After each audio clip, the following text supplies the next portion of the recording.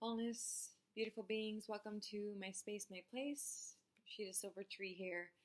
And yeah, let's just jump right into it.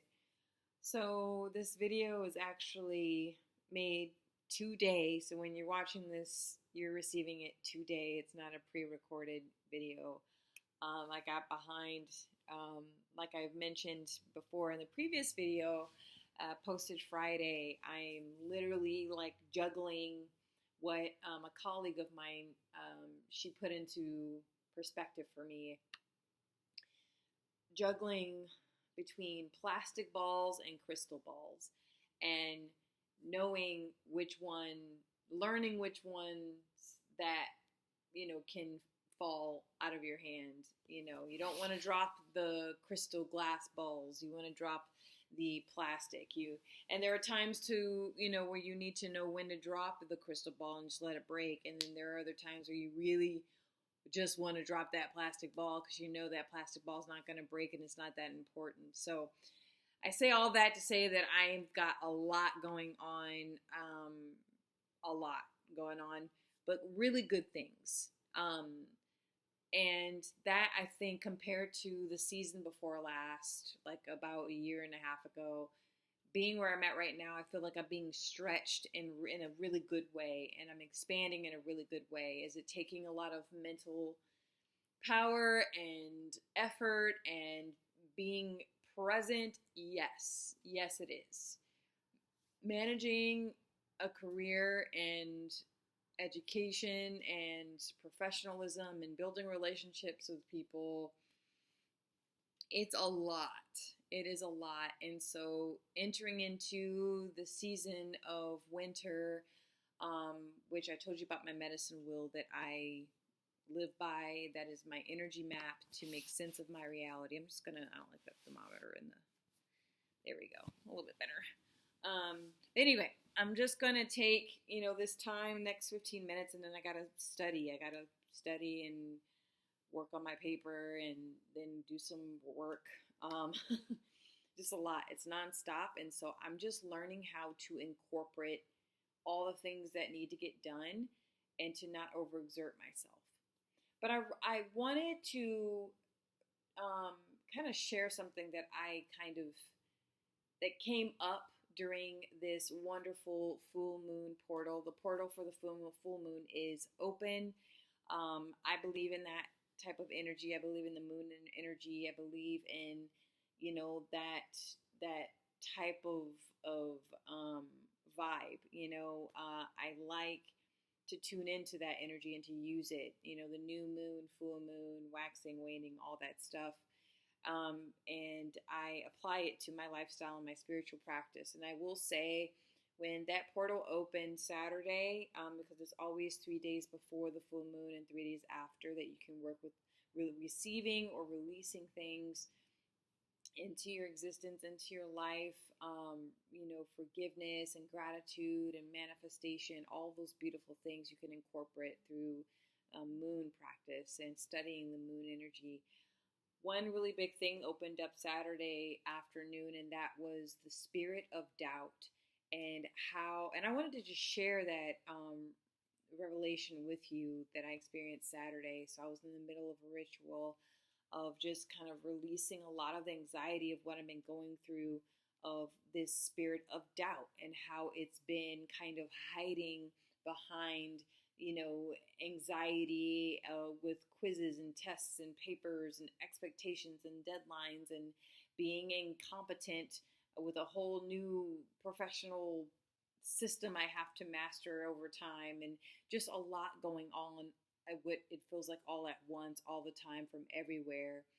And so, yeah, the spirit of doubt came through this ritual of releasing. And when I think of the full moon energy, I think of just this accumulation of energy that is just poof, like a release, like a supernova, right? And during the new moon, you accumulate all the energy, you pull it in, you're the magnet, you're pulling in intentions and new ideas, and just clarifying what you desire, clarifying what you want, knowing you're just very clear on your and focused in on what you would like to accomplish or what you'd like to experience. And new moon energy is very quiet and very reserved. Usually people don't like going out and doing too much around that time anyway. The energy is very different when you study human beings, you study the public, you study your neighborhood, you study yourself.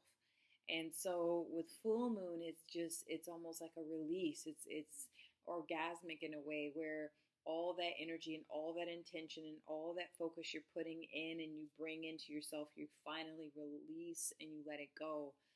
And so I during the ritual, I just began to release the anxiety and the doubt of being a failure, the doubt of, not meeting other expectations. I literally like spoke out to spirit and I'm like, you know, I'm not doing this for my mother. I'm not doing this for my father. I'm not doing this for my siblings. I'm not doing this for my employers. I'm not doing this to compete with anybody. I'm not doing it to make anybody proud.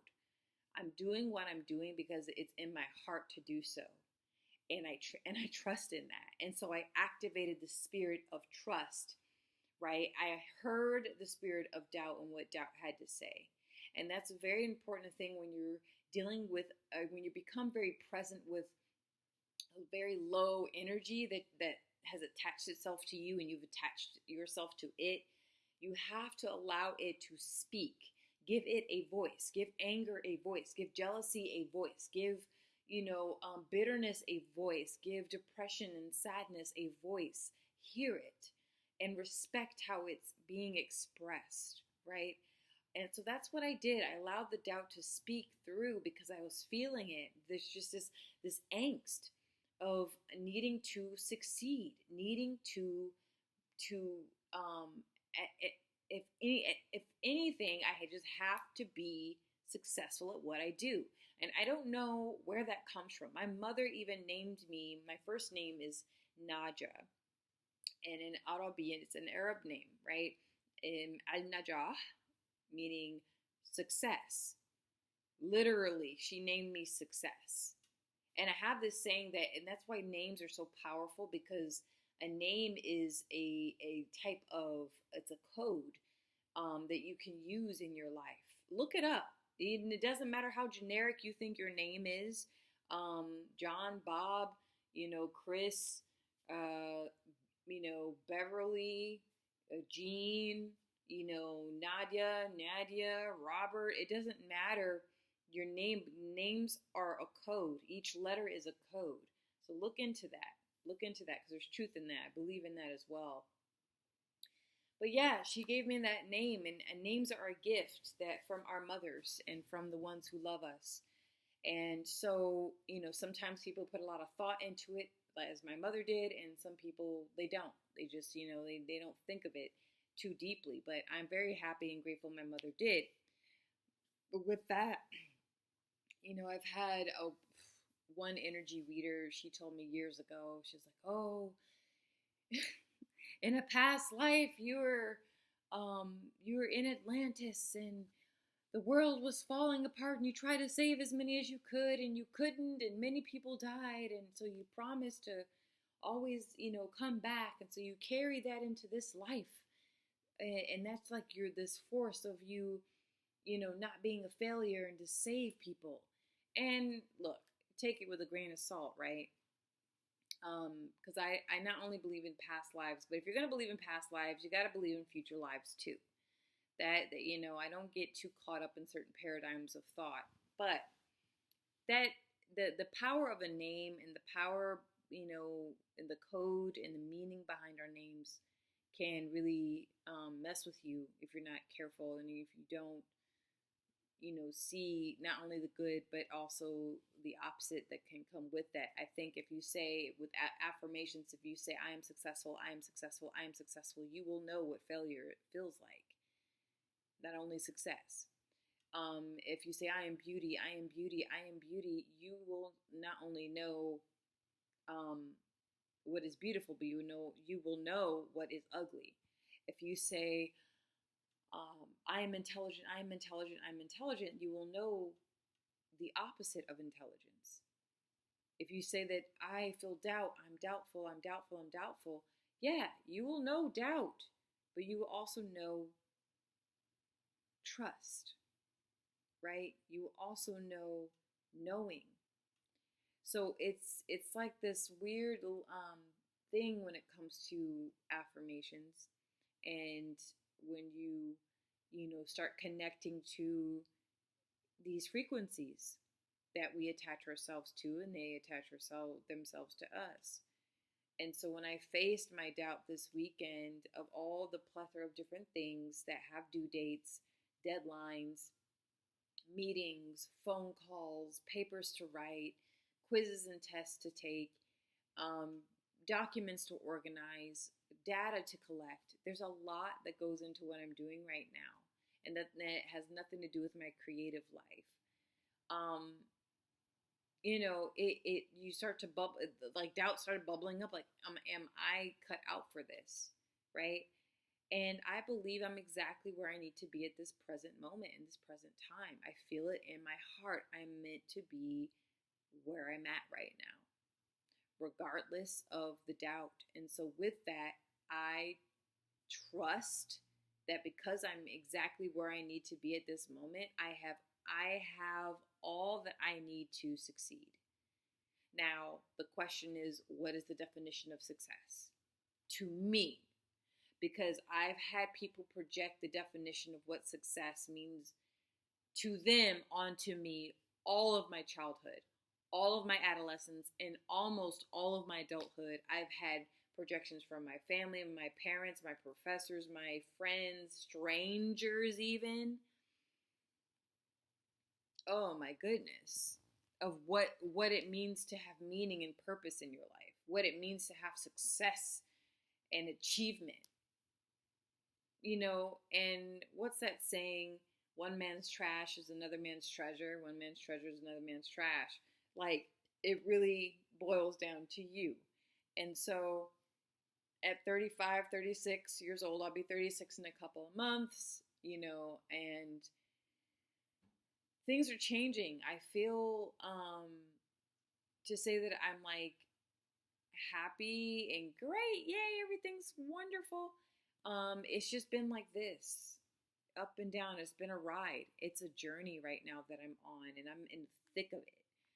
And so I can't sit here and say, yeah, like I feel accomplished. What I do is I started a practice where I celebrate the small things. So, I mean, things that are have been really stressful, like obtaining my license. I just got that approved. I thank the heavens for that.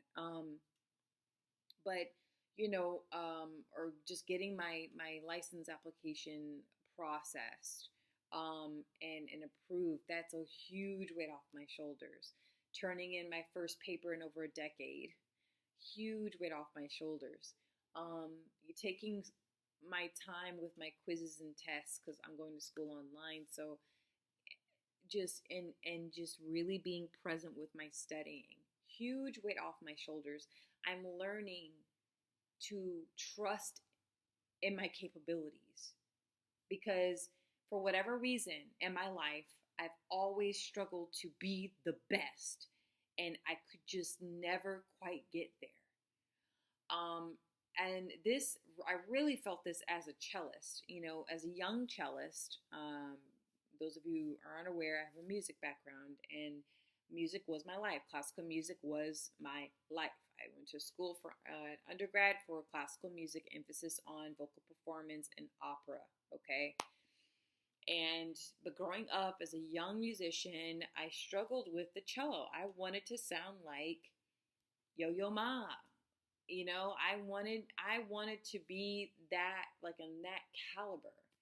And I got a small taste of that when I experimented with singing in my mid-teens. I really I explored that part of myself, and I just took off with it, right? So I say all that to say is that I've always had this kind of a storm cloud of I'm just not good enough, or I just need to try harder, push harder. And I've never had issues with competition.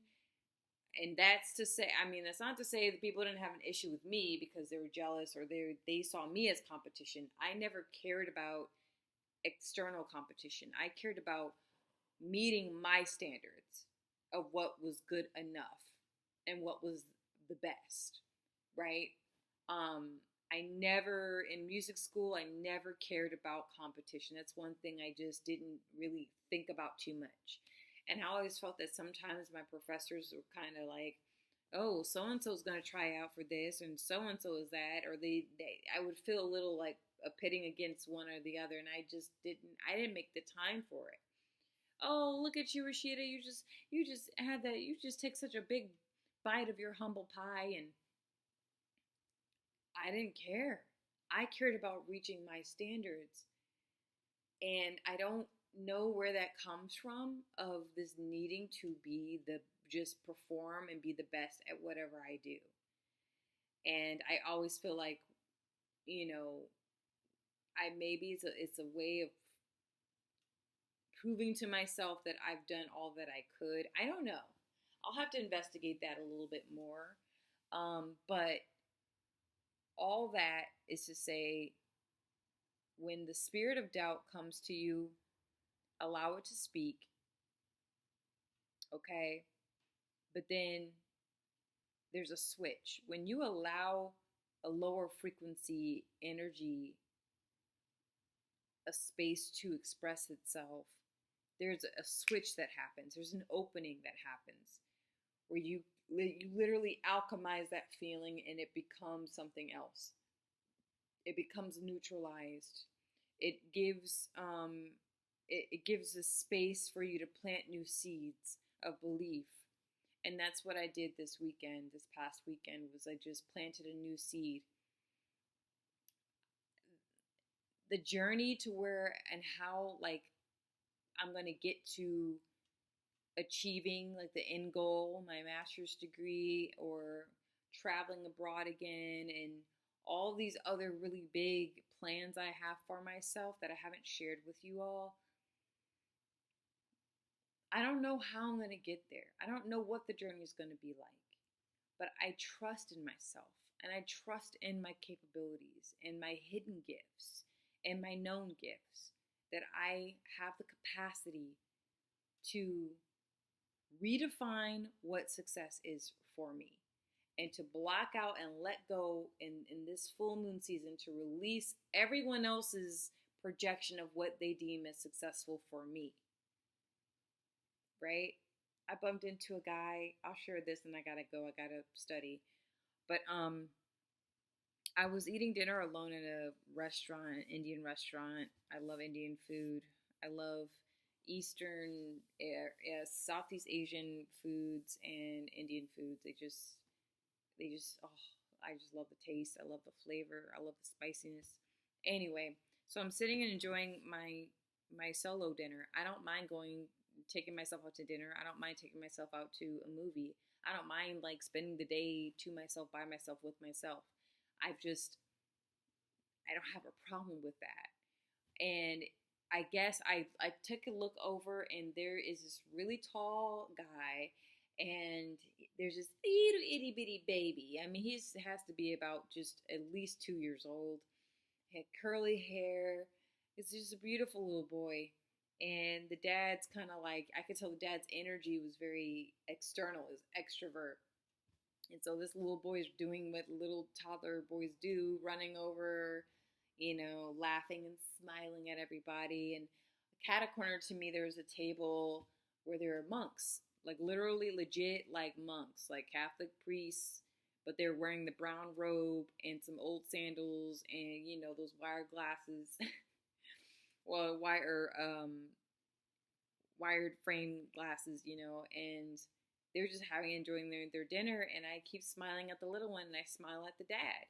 Well, I guess the dad took that as an invite.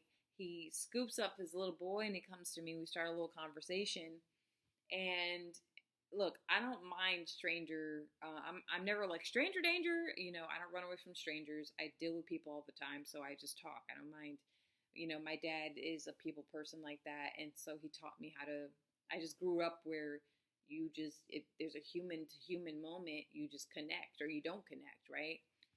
So we're talking and he's like, "You're eating by yourself?" I'm like, "Yeah. You don't have any kids?" And this guy started, I could tell you, he became very forward, just really blunt and forward and kind of loud. And I'm like, okay, like you talk to strangers, you're going to end up getting, you never know. You don't know what you're going to get all the time. And this is in public, like people are eating, and stuff near us. There are other tables. It's a busy Friday night. And he's like, so like, do you have any kids? And I'm like, no, I don't have any kids. And I said, I teach them. I teach kids. And he's like, oh, he was like, I said, is this your little boy? Yeah, this is my little boy. And then I have a 16-year-old. And I was like, wow. He was like, yeah, in Germany. I said, oh, Germany. Okay, that's pretty far. I was in the army. I'm like, oh, okay. And he was like, I miss, like, I miss it. I'm like, oh, all right. Like when you have those moments when you start talking to strangers and then strangers just end up telling you their deepest, darkest secrets.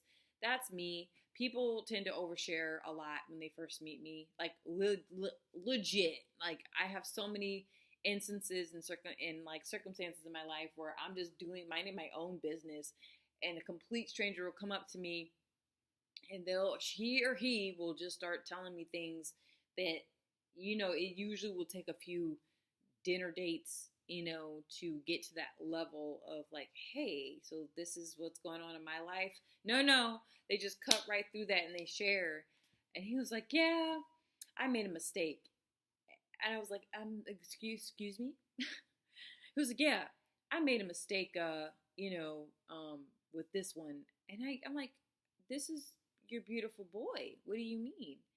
And he's like, oh, I made a mistake with this, this woman. She was the wrong one.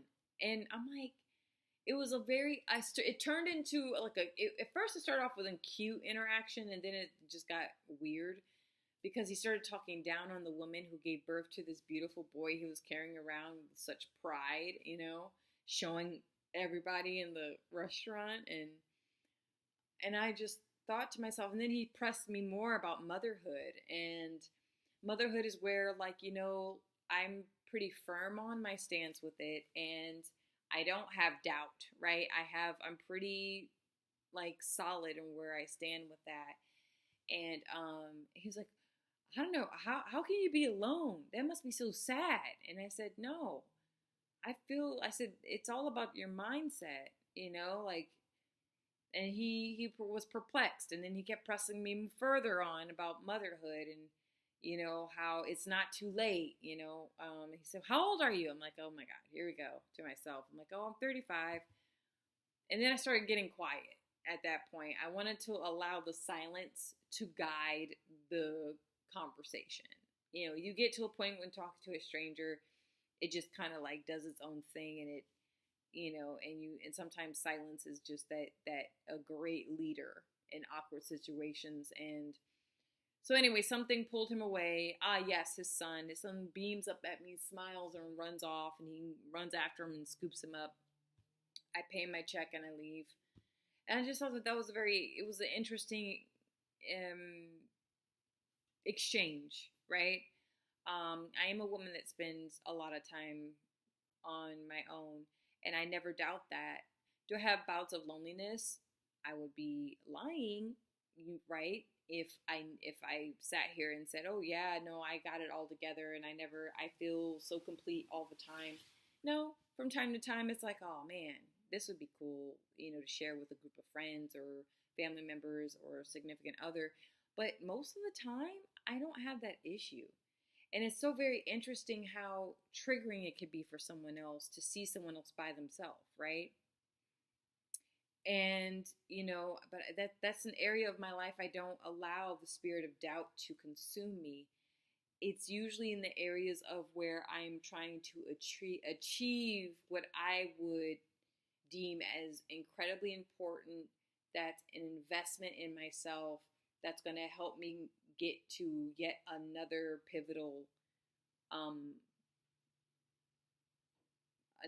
pivotal like turning point in my life. And education's one of those things.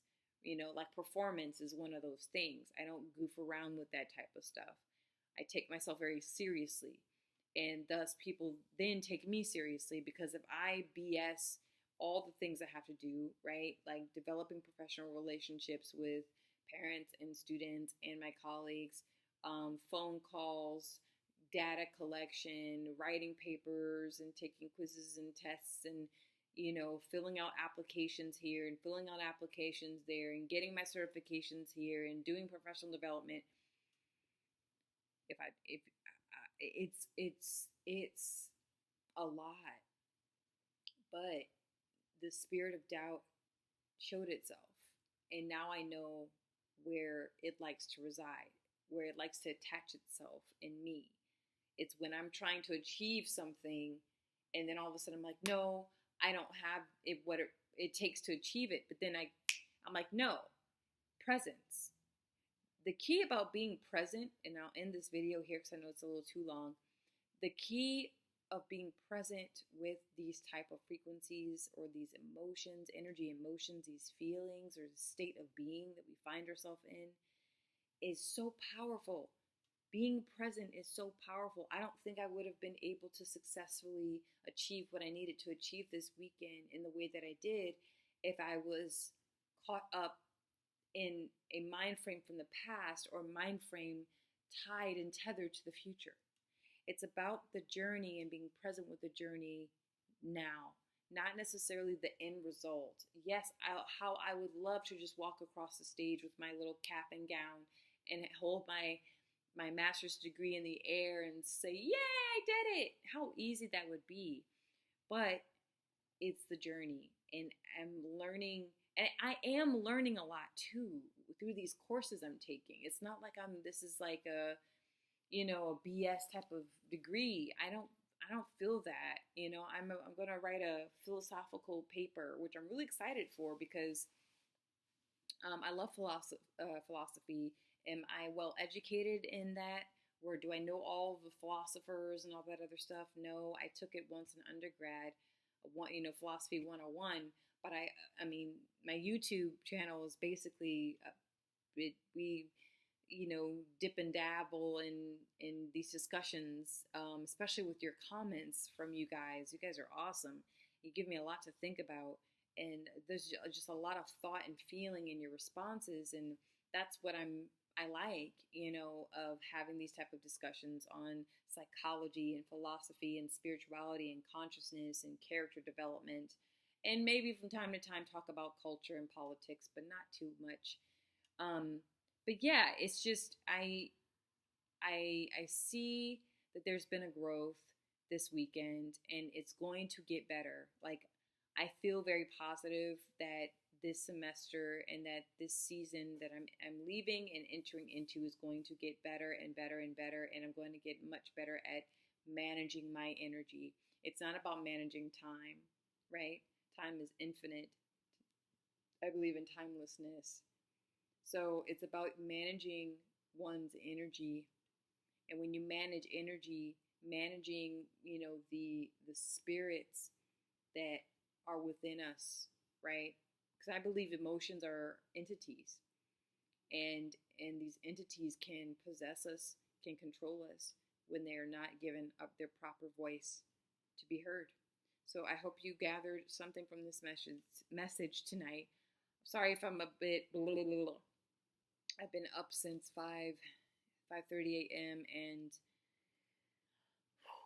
there's still much to do tonight, but I'm needing to just pace myself, and I'm learning that every week I feel like I'm improving when it comes to pacing myself, instead of cramming to last minute and overstressing little things, overthinking. It's just getting much better, where I can see like things a little bit clearer than I did like a week ago, 3 weeks ago. 2 weeks ago, I was so overwhelmed. It was so just crushingly overwhelming. But now it's like, okay, I'm getting used to writing again. I'm getting used to the quizzes. I'm getting used to having things due. Things are coming together, and and then the move this week is going to be, that's one thing I'm like, oh. But once I get settled in and things and internet popping, you know, laundromat, all the good stuff, changing of address, all that process. There's tons of other things, like I get my car maintained. There's just a lot of adulting stuff, not a lot of fun. But my goal this week is to probably like go to a masseuse. I love to go to massage therapist, just to make sure that I'm taking care of myself and that I'm riding the wave. And sometimes the wave is going to get a bit turbulent, and sometimes it's going to look like there's no current at all, but I'm just riding that river in a certain direction. And and that's that. I'm sorry if this was blabbing by the mouth. I hope you followed something in this. I'm getting a bit tired now. So yeah, let me know what you all think about that, about allowing those lower energies a space to reveal themselves to you, so that you can take that opening and make it into something new and useful for you. So it's about trust. Trusting in myself and trusting in my capabilities, that I have everything that I need to succeed, and knowing what success looks like for me, not for my parents, not for God, not for my sister or brother. Because I used to like say, oh, I'm an example, for my younger siblings. Not anymore. They have their own life, their own path, right? So yeah, I'm like releasing a lot of burdens that just I don't need to carry with me. I don't need to make anybody proud anymore. If people are very proud of what I do, great. That's a beautiful thing, but it's no longer a chore for me to, impress anyone. All I care about is that I know that I put in the best effort and that I did a good job. And to be okay with not hearing that from people. The best type of work usually goes unnoticed. It usually does. And people who get the most attention and the most like acknowledgement, sometimes it's subpar work. And, so it's like, you just gotta like take it as you make it, I guess. I don't know. Okay. I'll see you next time, guys. Happy Monday.